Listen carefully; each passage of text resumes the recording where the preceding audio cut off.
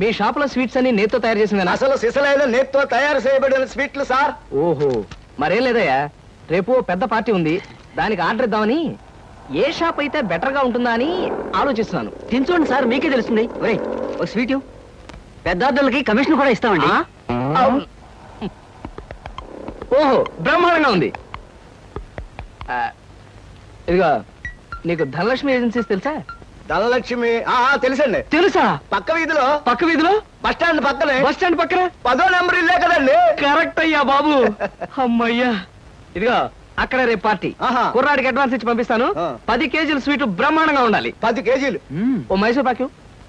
ఈ మైసూర్ పాకు ఏంటి సార్, పాలకోవా కూడా తీసుకోండి. Thank you. స్వీట్ మాత్రం బ్రహ్మాండంగా ఉండాలి. చాలా బాగుండాలి. బాగా చేద్దాం. ఏమండి అడ్వాన్స్? ముక్క పీకడానికెందుకురా తొందర, చిందర వందర. ఇదిగో దొంగ కోళ్ళ నా ముక్కలు చూస్తే నేను ఒప్పుకోను. అయినా మీ చేతిలో ముక్కలు పెట్టుకుని నా చేతిలో ముక్కలు చూస్తారేంటి? నా ముక్కలు ఎప్పుడైనా చూసుకోవచ్చు కదరా, ముందు నీ ముక్కలు చూస్తే ఒక పని అయిపోతుంది కదా.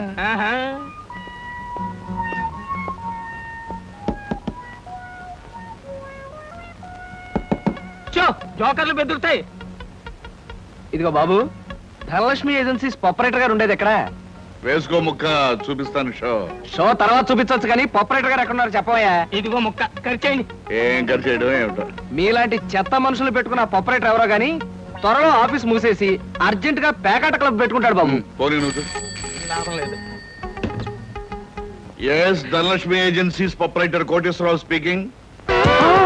అవునవునవును, మీకు సరుకు పంపించాలి, కాకపోతే సేల్స్ మెన్ ప్రాబ్లం వల్ల వెంటనే పంపించలేకపోయాను.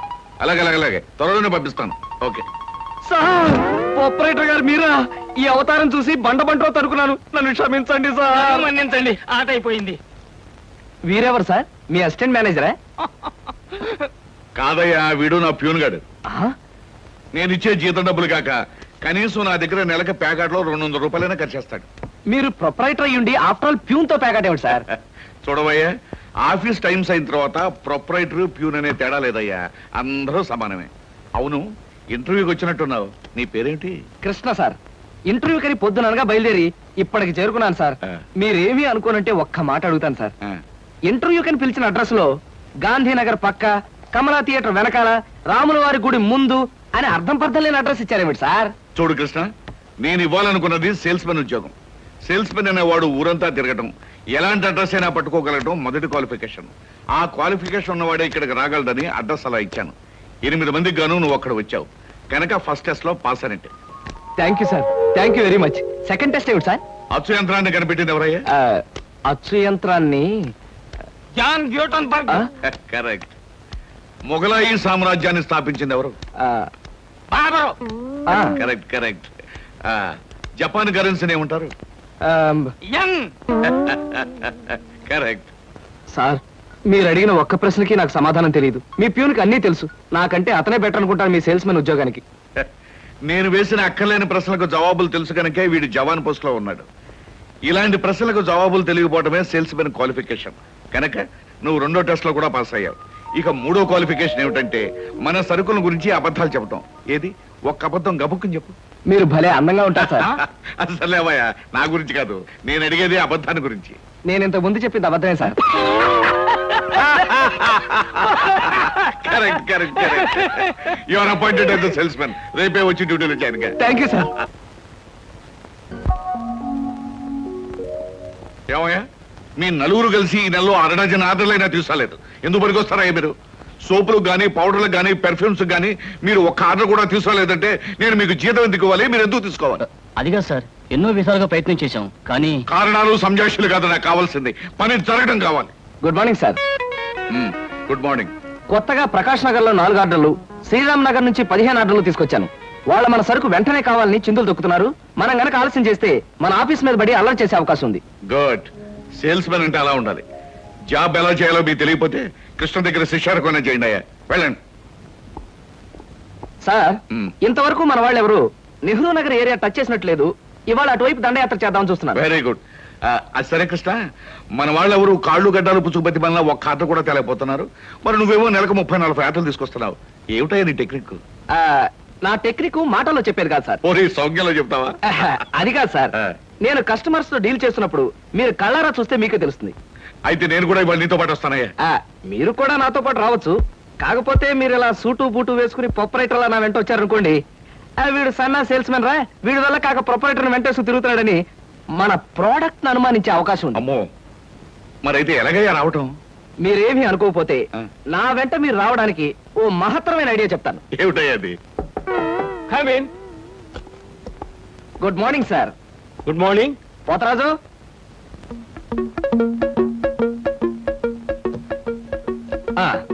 మీరు కొత్తగా పెట్టిన ఈ సూపర్ మార్కెట్ చూస్తుంటే నా మతి పోతుంది సార్.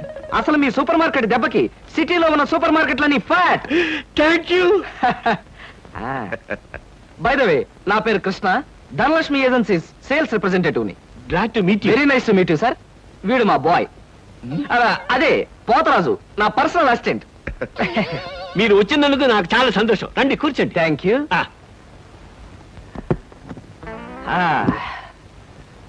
పోతరాజు, బాయ్స్ కూర్చోకూడదు కదా.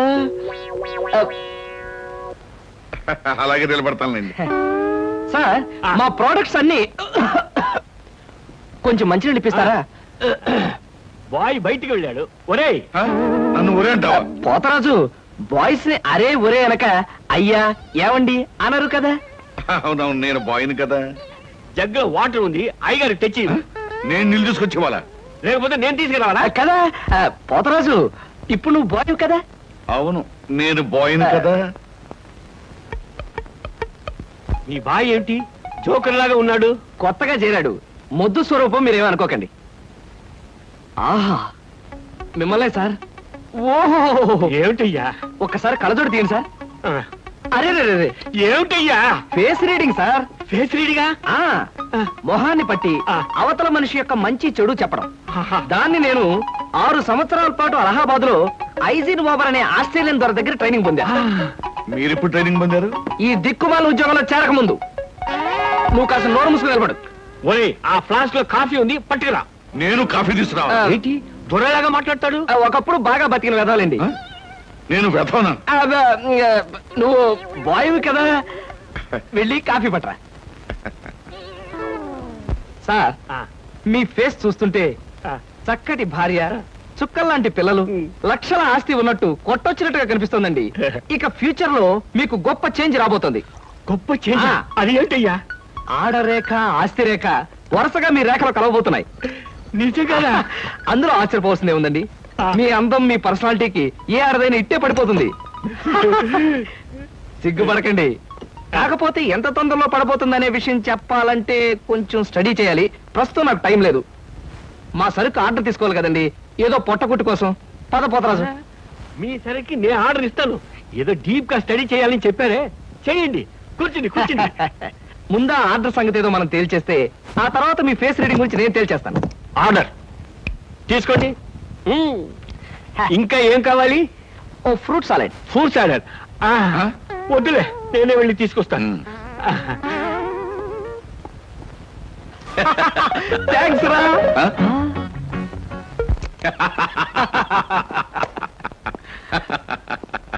నిజంగా నీకు గొప్ప టాలెంట్ ఉందయ్యా. 6 నెలల్లో ఆడది ఆస్తి కలిసి వస్తుందని 60,000 రూపాయల సరుకు వాడు గంట కట్టావు. అవును, అసలు నీకు ఫేస్ రీడింగ్ ఏమన్నా తెలుసా? ఫేస్ రీడింగ్ లేదు, మీటర్ రీడింగ్ లేదు సార్. ఆ మాట ఎక్కడో చదివినట్టుగా గుర్తు. ఏ మనిషికైనా ఆస్తి అమ్మాయి అప్పనంగా కలిసి వస్తుందంటే సంబరంగానే ఉంటుందిగా. ఆ వీక్నెస్ పాయింట్ పట్టుకుని వాడి చిత్త కొట్టేశా. నాతో ప్యూర్ వేషం వేయించితే వేయించావు కానీ మహత్తరమైన నీ టాలెంట్ కనిపెట్టే అవకాశం కలగజేసావయ్యా. సరే కూర్చో. పర్వాలేదు సార్. పర్లేదు, కూర్చోవయ్యా. ఇంతకాలం నువ్వు నా దగ్గర పనిచేస్తున్నా మీ కుటుంబ వ్యవహారాలు ఏమి తెలుసుకోలేదు. అసలు మీ వాళ్ళు ఎవరైనా ఉన్నారా? ఏమిటి మీ కుటుంబ పరిస్థితి? సాధారణంగా మా కుటుంబ విషయాలు చెప్పి ఎదుటి వారికి తలనొప్పి తెప్పించడం నాకు ఇష్టం లేదు. ఓ, నీ తలనొప్పి తెప్పించకుండా క్లుప్తంగా చెప్పబోయా. అంత అభిమానంగా అడుగుతున్నారు కాబట్టి చెప్తున్నాను. నేను కాకుండా మా ఇంట్లో ఉన్న వ్యక్తులు 3. మా అమ్మ దైవభక్తి, ఎదుటి వాళ్ళ మీద అభిమానం, ఆప్యాయత కలిగిన దేవత లాంటి మనిషి. ఇకపోతే మా నాన్నగారు క్రితం జన్మలో తను త్యాగరాజు, తాన్సేన్ లాంటి గొప్ప సంగీత విద్వాంసుడని ఆయన ఉద్దేశం. తన రాగాలతో ప్రజలందరికీ రోగాలు తెప్పిస్తూ, తన ఆలాపంతో ప్రజలందరినీ హాహాకారాలు చేస్తుంటే పేటలో ఉన్న వాళ్ళందరూ గొంతు పిసిగేస్తామని వాళ్ళ నిర్ణయం తెలియజేశారు. దాంతో భయపడిపోయి ఆయన బాత్రూమ్ లోనే పాడుకోవడం హాబీగా పెట్టుకున్నారు. ఆ సుగుణమే కాకుండా పేకాట పిచ్చి కూడా ఉంది. పని పాట లేని వాళ్ళందరితో చేరి పేకాట్లో ఎప్పుడు ఓడిపోవడమే కాకుండా అప్పుడప్పుడు తన బట్టలు కూడా తాకట్టు పెట్టేస్తుంటారు.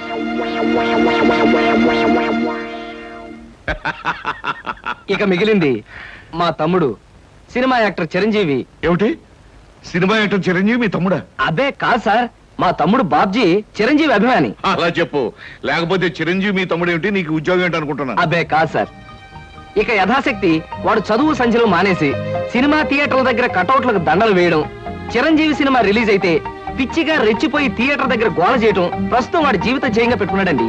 అది సార్ మా కుటుంబ పరిస్థితి. అంటే ఇంటెల్లపాదికి సంపాదించి పెట్టేవాడు నువ్వు ఒక్కడవేనన్నమాట. చూడు మిస్టర్ కృష్ణ, నీ కారణంగా మన కంపెనీ ఎంతో అభివృద్ధిలోకి వచ్చింది. అందుకు ప్రతిఫలంగా మీ కుటుంబానికి సాయం చేయడం ప్రొపరైటర్ గా నా కనీస ధర్మం. ఈ నెల నుంచి నీ జీతం 1000 రూపాయలు పెంచుతున్నాను. Okay? Thank you sir, thank you very much.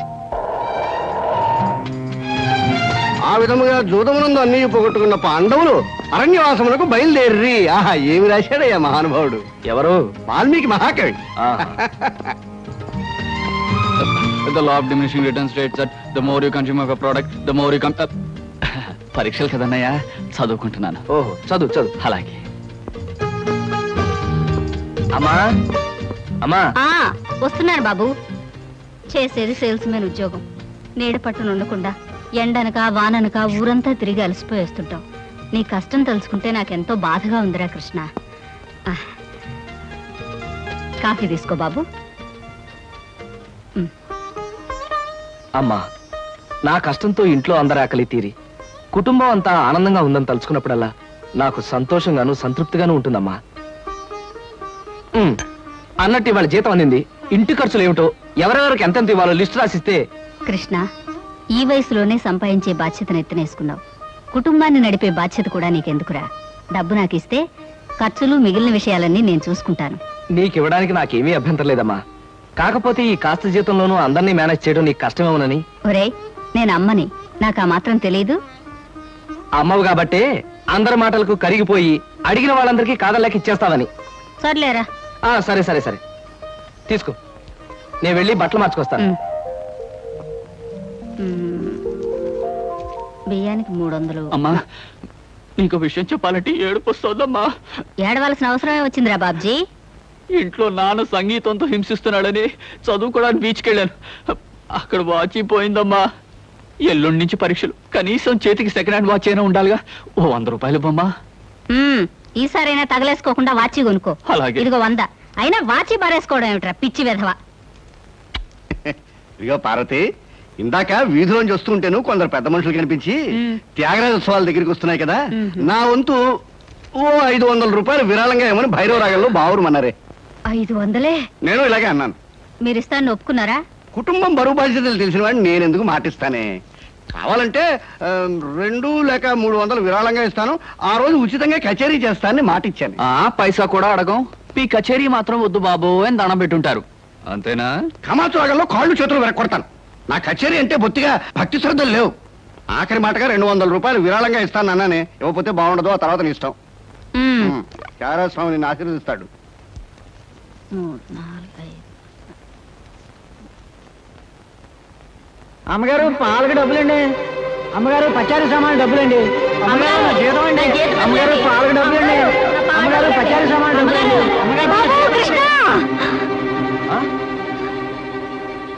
నా వల్ల కాదురా. అమ్మా, డబ్బు సంపాదించడం ఎంత కష్టమో ఖర్చు పెట్టడం కూడా అంతే కష్టం అమ్మా. ఖర్చు పెట్టే విషయంలో మనసుని మమతని కాస్త కట్టేసుకోవాలి. రే బాబ్జీ, బాబ్జీ, ఏంటన్నయ్య? నీకు 100 రూపాయలు ఎందురా? Watch beach. వాచి బీచ్ కొట్టానంటే దవడ వాచి బీచ్లో గోచితో పరిగెడతావు రాస్కెల్. ఇదేంట్రా? అరే, ఇది ఎక్కడ దొరికిందన్నయ్య? చమల్లాల్ కొట్లో నువ్వు తాకట్టు పెట్టిన చోట దొరికిందిరా. 75 రూపాయలు ఇచ్చి విడిపించి తీసుకొచ్చాను. ఆ 100 రూపాయలు ఇట్టించి వాచ్ తీసుకో. చూడు, ఎక్కువ భయం నటించక. మొహం మీద కొట్టానంటే భూపాల్ రాగంలో భారీ ఎత్తున ఎడుస్తావు. సినిమా హాల్లో తెరల మీద పువ్వులు చల్లడానికి, చిల్లర చల్లడానికి వాచీలు తాకట్టు పెట్టుకుంటారా? అడ్డగాడిదా అని. వాడు అడ్డగాడిదైతే మరి నీ సంగతి విన్నానా? నా సంగతి వేర్రా. ఏమిటి, త్యాగరాజోత్సవాలు జరిగి నెల కూడా కాలేదు, మళ్ళీ త్యాగరాజోత్సవాలు ఎక్కడి నుంచి వచ్చానన్నా? అవి త్యాగరాజోత్సవాలు కాదురా, సంగీతం నీకు తెలీదు. అవి రాగరాజోత్సవాలు. మాయ రాగరాజోత్సవాలు. సరే. పేకాట ఆడడానికి ఇంట్లో అబద్ధం చెప్పి డబ్బు తీసుకోవడానికి సిగ్గుపడాలన్నా. అరే నువ్వు చెప్పుడు మాటలు చెడిపోతున్నావురా. నేను ప్యాకెట్ ఆడుతున్నాను ఎవరు చెప్పారా నీకు? ఎవరు చెప్పారా? ఎవరు చెప్పారు? చెప్తా. చెప్పు. హ, పిచ్చివాడు. ఆ మూట ఏమిట్రా? ఈ మహానుభావుడు పేకాట్లో ఓడిపోయి బట్టలన్నీ తాకట్టు పెడితే విడిపించి తీసుకొచ్చాను. అవ్వా, ఓహో, అందుక ఇందాక పేపర్ అడ్డం పెట్టుకుని గదిలో పరిగెడుతున్నారు. ఏమండి? మొగుడు ఏమైనా అంటే కళ్ళు పోతాయే. ఇక నేను చెప్పాల్సింది ఏమీ లేదురా. ఇదిగో 200 రూపాయలు. 100 రూపాయలు ఇవ్వరా. పితృభక్తి లేదు. చూసావమ్మా, ఖర్చు పెట్టడంలో నీకు నాకు ఉన్న తేడా. నువ్వెంతో కష్టపడి తెచ్చి డబ్బు వెళ్ళిలా తగలేస్తారని నేను ఎలా అనుకుంటానురా. అన్నట్టు మర్చిపోయాను, ఇంటికెళ్ళావిడే అద్దె కోసం కబురు చేసింది. ఓహో, అదో సమస్య ఉంది కదూ. నేను వెళ్ళి తెలుసుకొస్తా. ఏమండి, టిఫిన్ రెడీ చేశాను, రండి తిందురు గాని. తినడం పడుకోవడం తప్ప ఏమీ చేత కాదు. రావయ్యారా, అద్దె డబ్బులు తీసుకొచ్చావా? ఆ పని మీద వచ్చానండి. కానీ టిఫిన్లు పెడుతూ ప్రొఫైల్లో నుంచున్న మిమ్మల్ని చూస్తుంటే అదేదో సినిమాలో రేఖలా అనిపించి అక్కడే నిలబడిపోయానండి. కొంచెం ఇటు తిరుగుతారా? అరే రే, కొద్దిగా అటు తిరుగుతారా? అయ్యో, నువ్వు మరీ చెబుతావయ్యా. నేను రేఖలా ఉండడం ఏమిటి? ఆ అమ్మాయి నాకన్నా కొంచెం సన్నం అనుకుంటాను. సన్నం కాబట్టే మీ అంత అందంగా కనిపించదండి. చూసారా, మీరు అలా నవ్వుతూ ఉంటే మీ బొగ్గ మీద సొట్టలు బాబీ సినిమాలో డింపుల్ కపాడేలా కనిపిస్తున్నారండి. ఆ పిల్ల నాకన్నా 1-2 సంవత్సరాలు చిన్నదనుకుంటాను. చిన్నది కాబట్టే మీ అంత మెచ్యూరిటీ ఆవిడలో లేదు. పొరపాటున మీరు పెళ్లి చేసుకున్న హౌస్ వైఫ్ గా సెటిల్ అయ్యారు గాని మీరు గనక సినిమాలో చేరినట్లయితే ఆ శ్రీదేవి జయప్రద మీ ముందు ఎందుకు పనికొస్తారండి? అదేమిటయ్యా నుంచోనే మాట్లాడతావు? కూర్చో, టిఫిన్ తిందు గాని. దాందే ఉందండి. అస్సలు మీ ఫిగరు కలరు కాలేజ్ అమ్మాయిలు కూడా ఉండదండి. నువ్వు మరీ పొగిడేస్తున్నావు బాబు. ఇంకో దోశ వేసుకో. టిఫిన్ గా నన్ను పిలిచి దోసేసుకొని అతను పెడతానండి. అబ్బా, నీకెప్పుడు తిండి పిచ్చే. ఇంటికి వచ్చిన గెస్ట్ కు పెట్టాలి కదా. గెస్ట్ కి పెట్టి నాకు అభ్యంతరం లేదు, కానీ నాకు కూడా తగలే. తినండి. బాబు, నీకు హార్లిక్స్ కావాలా, బోన్విటా కావాలా? ఉల్లాసానికి ఆనందానికి వాడండి హార్లిక్స్. అయితే అదే తీసుకొస్తాను. ఏమండి, 1 మినిట్. వెనక నుంచి మీ మూమెంట్స్ చూస్తూ ఉంటే ఆ మూమెంట్ ఎలా ఉంటుందో ముందు నాకు చెప్పు, నేను తర్వాత దానికి చెప్తాను. అదేమిటండి అలా విసుక్కుంటారు? ఆ అబ్బాయి ఏదో సరదాగా మాట్లాడుతుంటే. ఏమండి, ఆయన ఇప్పుడే ఇలా విసుకుంటున్నారు. ఇక నేను అద్దె డబ్బులు ఇవ్వలేనన్నా అనుకోండి, ఇంకెంత విసుకుంటారు? ఆయన విసుకోకుండా నేను చూసుకుంటానుగా. అతికాదే. మీరు ఊరుకోండి. చూడు బాబు, అద్దె ఈ నెలలో ఇవ్వలేకపోయినా వచ్చే నెలలో ఇద్దు గాని. థ్యాంక్స్ అండి. టిఫిన్ తిను. ఏమయ్యా, నా తిండి తింటూ నాతో అబద్ధం చెప్పకూడదు. నిజం చెప్పు, మా ఆవిడ శ్రీదేవి లాగా జయప్రదలా ఉందే? మీరు అడిగారు కాబట్టి నిజం చెప్తున్నానండి. మీరు మాత్రం ఈ పక్క నుంచి చూస్తే శత్రుఘ్న సిన్హా ఉన్నారు.